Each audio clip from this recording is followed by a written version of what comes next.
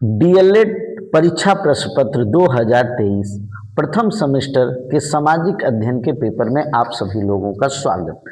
आइए सबसे पहला प्रश्न। सबसे प्राचीन वेद ऋग्वेद, जैसा कि बताया जा चुका है। 4 वेद हैं, ऋग्वेद, सामवेद, यजुर्वेद, अथर्ववेद। ऋग्वेद, यजुर्वेद, सामवेद, अथर्ववेद। दूसरा प्रश्न, शक संबोध किसने चलाया? शक संबोध जो है कनिष्क ने चलाया, 78 ईस्वी में चलाया था। बहुत इंपॉर्टेंट, ईसा पूर्व मत लिख दीजिएगा, 78 ईस्वी में चलाया था। मोहनजोदड़ो की सबसे बड़ी इमारत है। देखिए, मोहनजोदड़ो की 2 इमारतें बड़ी फेमस थी, स्नानागार और अन्नागार, लेकिन सबसे बड़ी इमारत जो है अन्नागार ही होगी। मोहनजोदड़ो की सबसे बड़ी इमारत जो है विशाल अन्नागार। हड़प्पा और मोहनजोदड़ो क्रमशः किन नदियों के किनारे स्थित हैं? बहुत इंपॉर्टेंट क्वेश्चन, अब की बार एग्जाम में आ रहा है। मोहनजोदड़ो और हड़प्पा क्रमशः किन नदियों के किनारे स्थित है? रावी और सिंधु। जल्दी याद नहीं होता है तो आप लोग जो है हरा मोसी याद कर लीजिएगा। हरा मोसी, मोसी को ही हरा कर दीजिएगा, ठीक है, मोसी। तो ह से हड़प्पा रावी नदी के किनारे, और मोहनजोदड़ो जो है सिंधु नदी के किनारे। तो हड़प्पा रावी नदी किनारे, मोहनजोदड़ो सिंधु नदी के किनारे। पहिए का आविष्कार किस युग की देन है? बहुत इंपॉर्टेंट क्वेश्चन है। नवपाषाण काल की देन है। पहिए का आविष्कार नवपाषाण काल की देन है। कुतुबनुमा का आविष्कार किस देश में हुआ था? इसके पहले भी पूछा जा चुका था। कुतुबनुमा, जिसको दिक्सूचक यंत्र भी कहा जाता है, जो नौ परिवहन में सहायक था, जो समुद्र में नाविक लेके चला करते थे, इसका आविष्कार चीन में हुआ था। आगे है, कुतुबनुमा क्या है? एक दिशा सूचक यंत्र जिसका उपयोग दिशा का ज्ञान प्राप्त करने के लिए किया जाता है। नौ परिवहन में इसका उपयोग किया जाता है। नौ परिवहन का मतलब होता है जो लोग पानी की जहाज चलाते हैं, नाव चलाते हैं, वे नौ परिवहन, अर्थात नौसेना, आप जानते हैं, उसी से रिलेटेड है। भारत मानक समय रेखा गुजरती है, कहां से गुजरती है? बहुत इंपॉर्टेंट प्रश्न है। भारतीय मानक समय रेखा गुजरती है प्रयागराज से, इलाहाबाद के नैनी से। प्रयागराज इलाहाबाद के नैनी से जो है मुख्यतः भारतीय मानक समय रेखा गुजरती है, जो 82.5 डिग्री पूर्वी देशांतर पे है, जो ग्रीनविच टाइम से 5.5 घंटे आगे है। तो भारतीय मानक समय रेखा गुजरती है प्रयागराज इलाहाबाद के नैनी से किस डिग्री देशांतर पे? 82.5 डिग्री पूर्वी देशांतर पे। चलते हैं अगले प्रश्न की तरफ।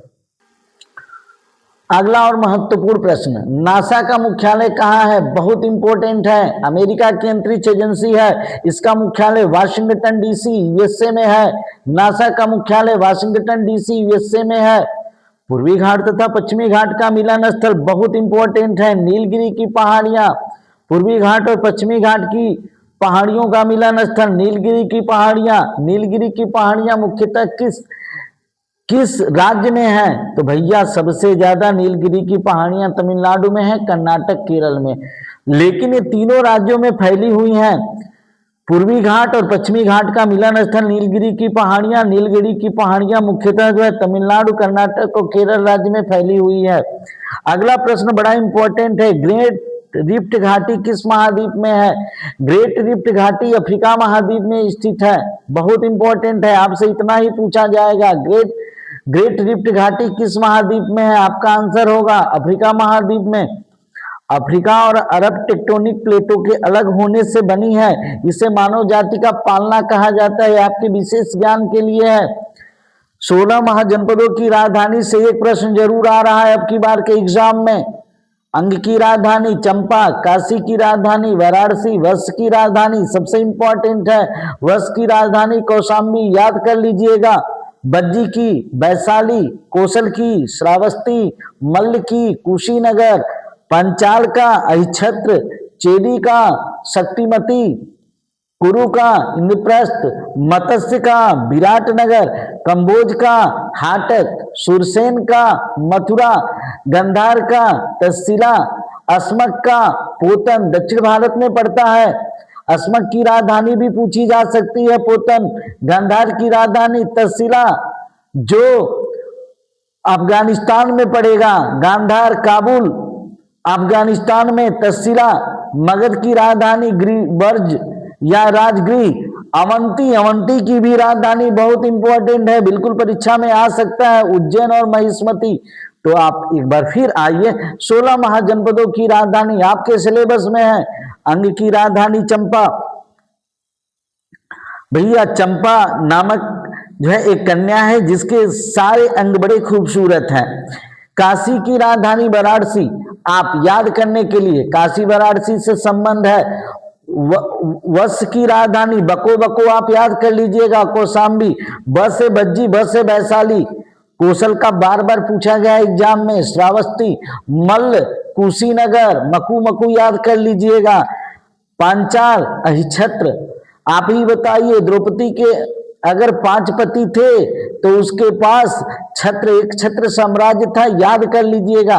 चेदी, सुक्तमदी, हाँ चेस याद कर लीजिएगा। कुरु, इंद्रप्रस्थ, कुई, मत्स्य, विराट नगर, मछली को विराट मान लीजिएगा। कंबोज का हाटक, सुरसेन का मथुरा, गांधार का तहसीला, अस्मक का पोतन, मगध का गिरिवर्ज या राजगृह, अवंती का उज्जैन या महिष्मती। अब चलते हैं अगले प्रश्न की तरफ।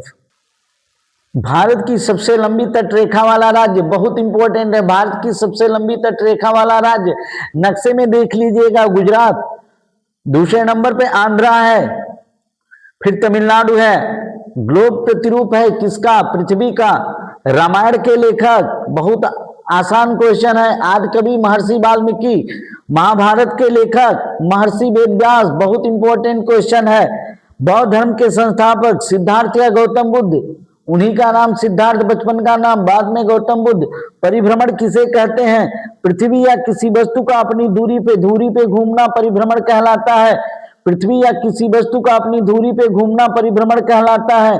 पृथ्वी का परिभ्रमण काल 24 घंटे है, जिसके कारण दिन व रात होते हैं। बार बार पूछा गया है पृथ्वी पे दिन और रात क्यों होते हैं? आप कहेंगे पृथ्वी के परिभ्रमण काल के कारण।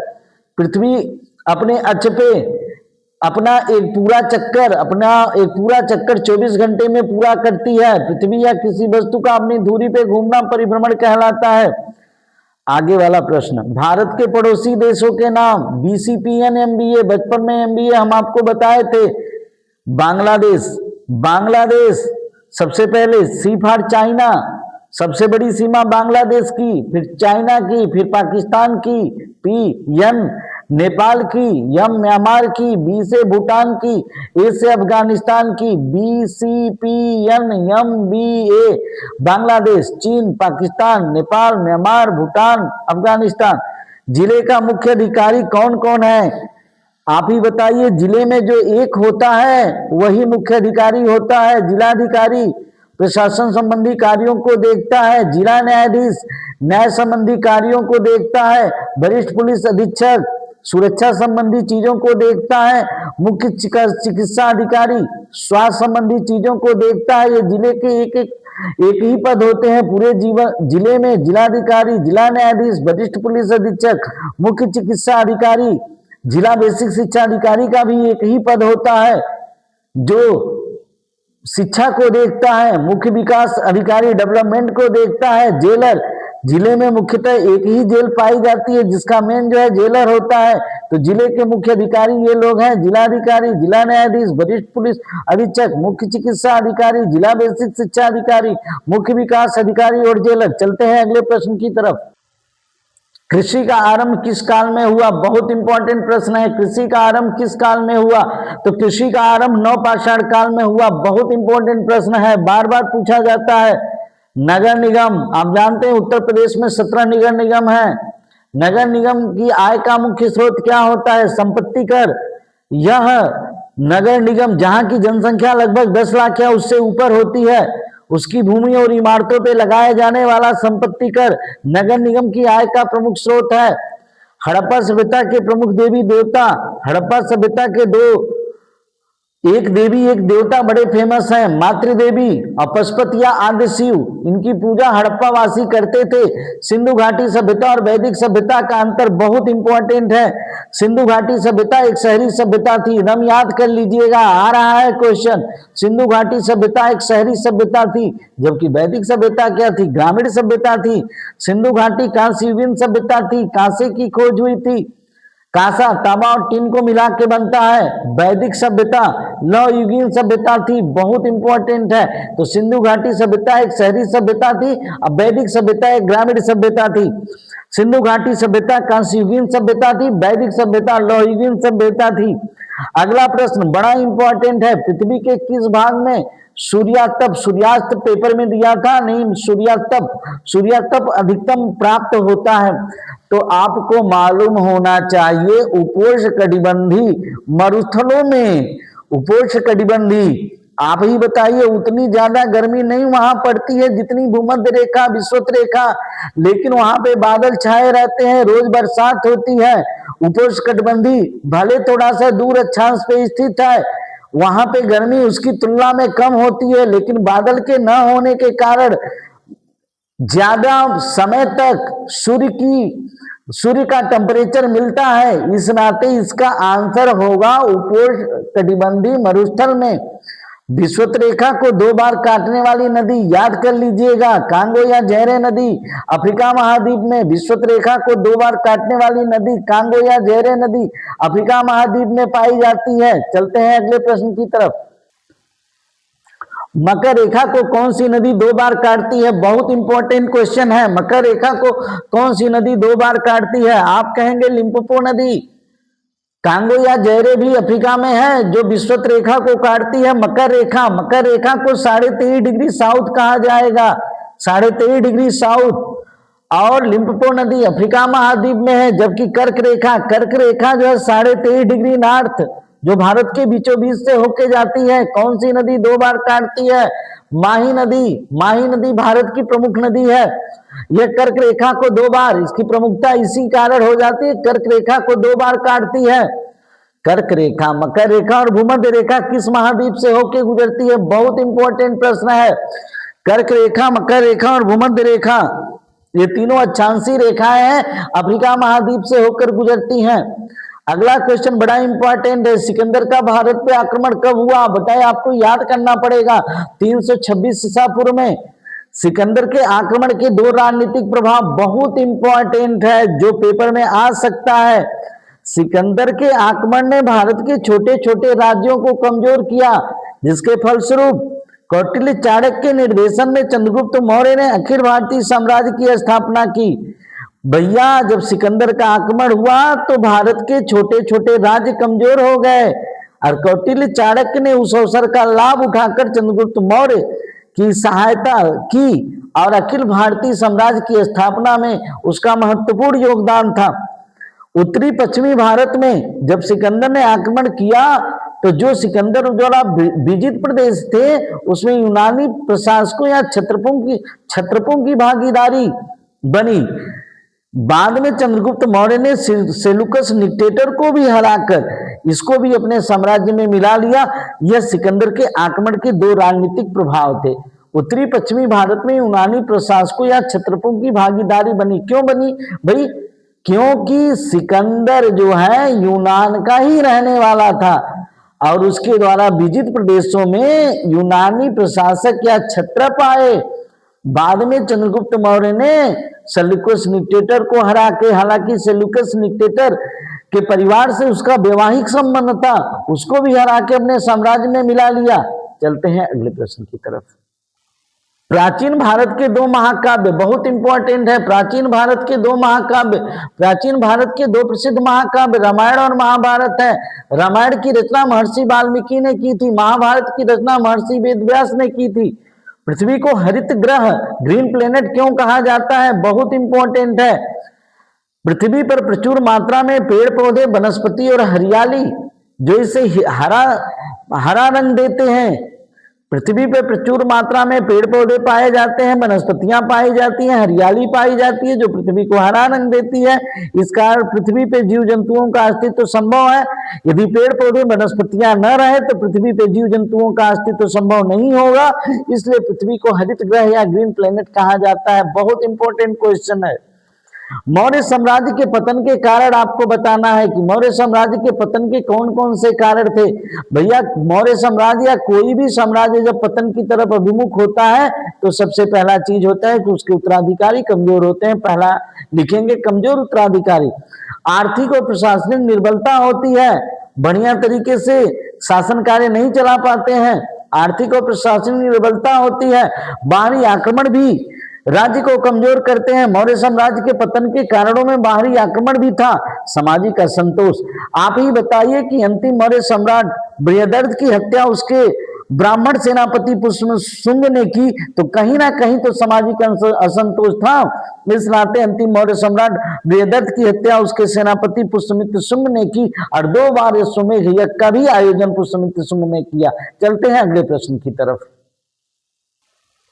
व्यक्तिगत आय किसे कहते हैं? बहुत इंपॉर्टेंट है। व्यक्तिगत आय किसे कहते हैं? किसी व्यक्ति की विभिन्न स्रोतों से, जैसे उसे वेतन मिल रहा है, किसी बैंक में वो निवेश किया है या अन्य उसके स्रोत हैं, उससे प्राप्त होने वाली कुल आमदनी ही उस व्यक्ति की व्यक्तिगत आय कहलाती है। किसी व्यक्ति की विभिन्न स्रोतों से, जैसे वेतन, निवेश और अन्य स्रोतों से होने वाली कुल आमदनी ही उस व्यक्ति की व्यक्तिगत आय कहलाती है। जिलाधिकारी के कर्तव्यों का वर्णन कीजिए, बहुत इंपॉर्टेंट है। जिलाधिकारी के कर्तव्यों का वर्णन, जिले में कानून व्यवस्था बनाए रखना, लाइन ऑर्डर को मेंटेन करना सबसे पहला काम है। आपदा अगर आ गई जिले में तो उसका प्रबंधन, आपदा में क्या है, बाढ़, भूकंप, सूखा के समय राहत कार्य। फिर राजस्व का संग्रह भी जिलाधिकारी ही करता है और वित्तीय मामलों का प्रबंधन भी जिलाधिकारी ही करता है।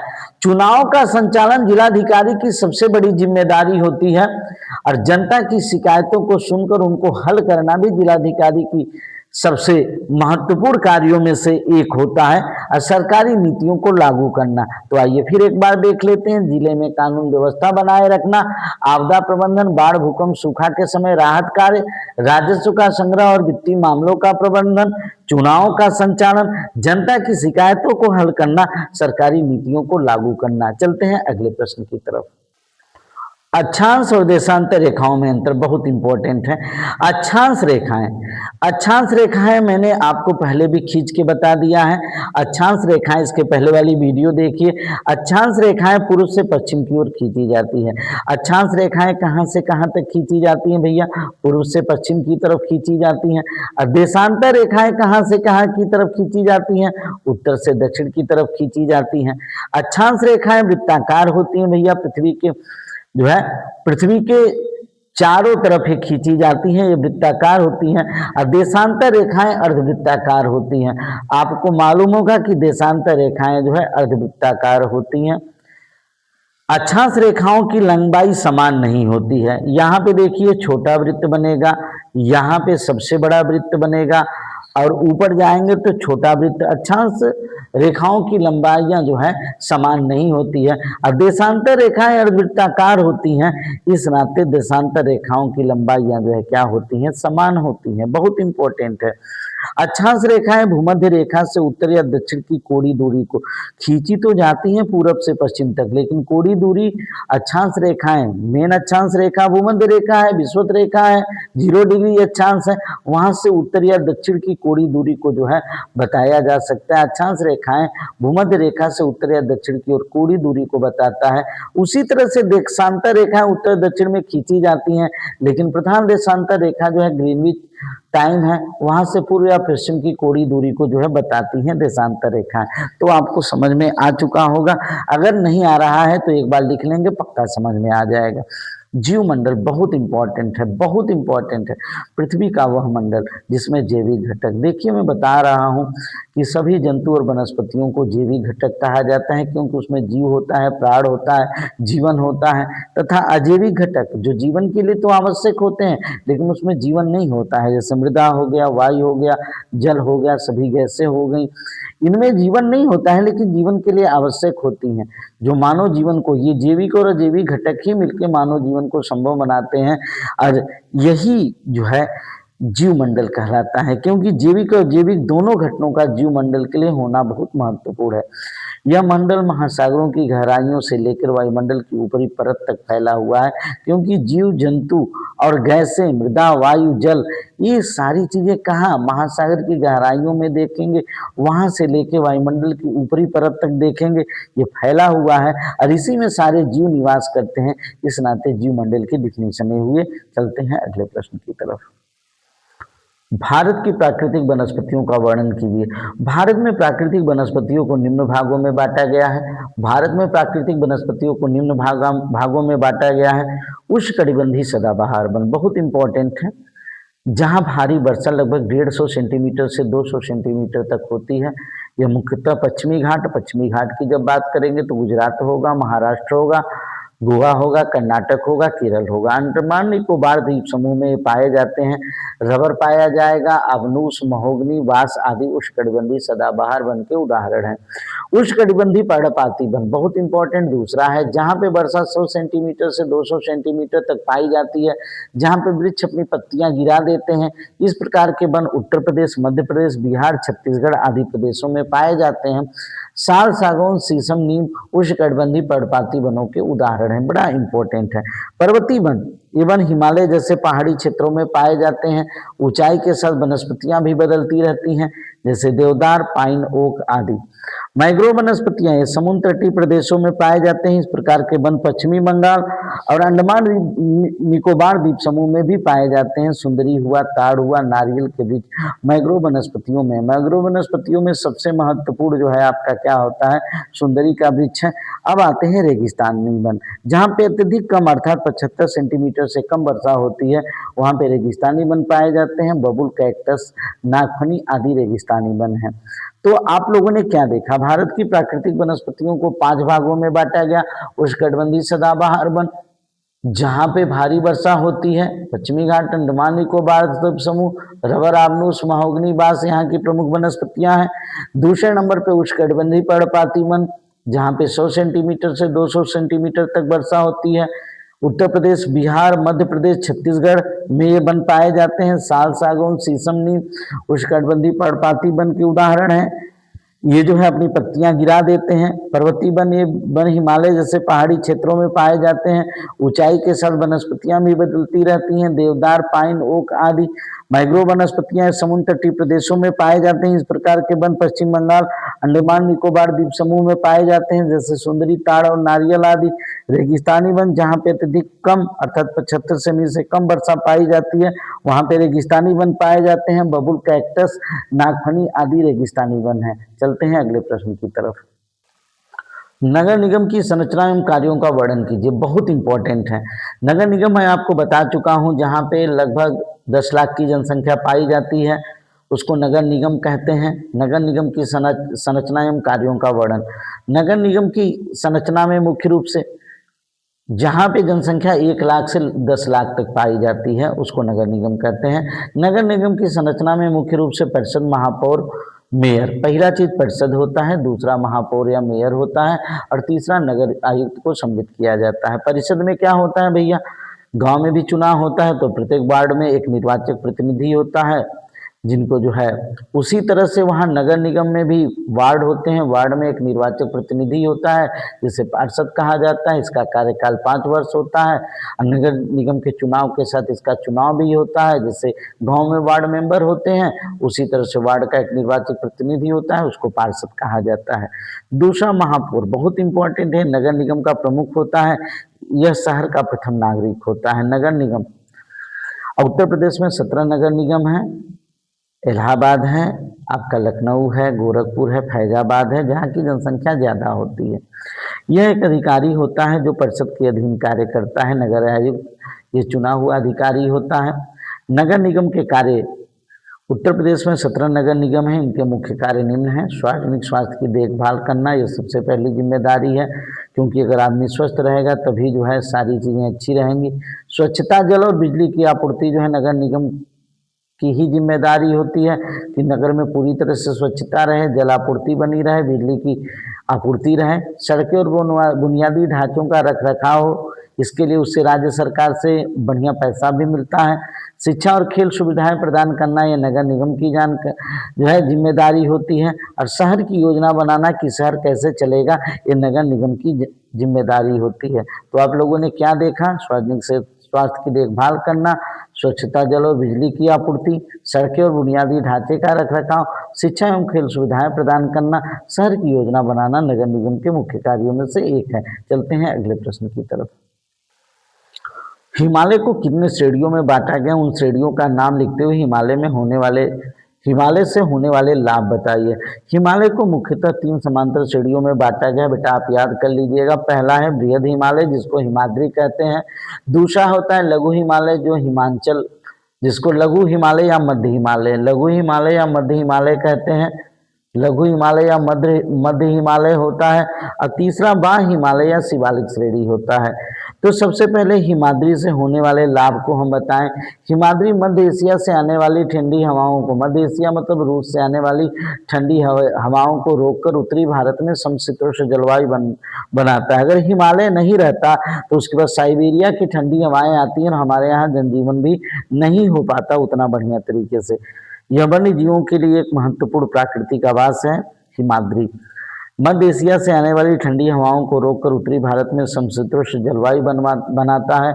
अब वन्य जीवों के लिए एक महत्वपूर्ण प्राकृतिक आवास है। लघु हिमालय जो है क्या करता है, आने वाली मानसून को रोकता है। सतलज, रावी, ब्यास, झेलम आदि नदियों को पर्याप्त मात्रा में मानसून से जलापूर्ति होती है। लघु हिमालय के पर्यटन स्थल जैसे मनाली, मंसूरी, कश्मीर घाटी आदि भारत के आर्थिक विकास को गति प्रदान करते हैं।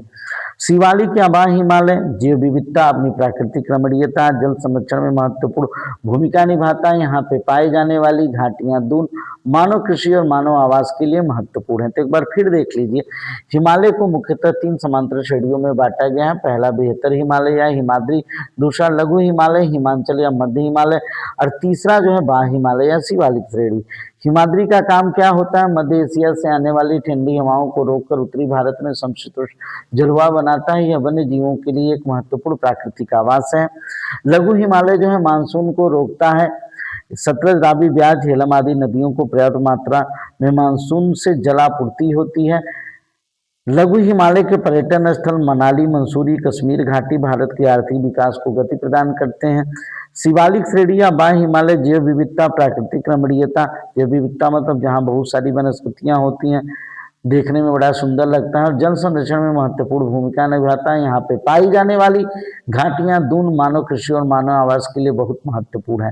तो इस प्रकार बेटा आप लोगों को बहुत कम समय में जो है पेपर रिवीजन की दृष्टि से ये दिया जा रहा है और मात्र 3 पेपरों से आपके सारे क्वेश्चन जो है फंस जाएंगे। आप देखने के बाद जो है आप बताइएगा कि कैसा।